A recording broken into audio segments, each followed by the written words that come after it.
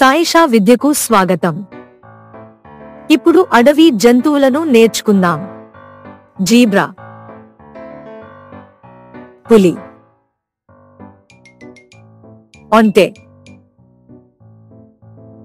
హిప్పోపటామస్, ఎలుగుబంటి, గొరిల్లా,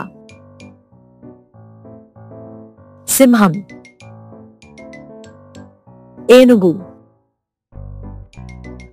మొసలి, పాము, పాండా, జిరాఫీ,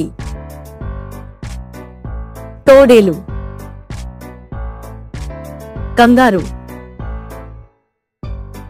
నక్క,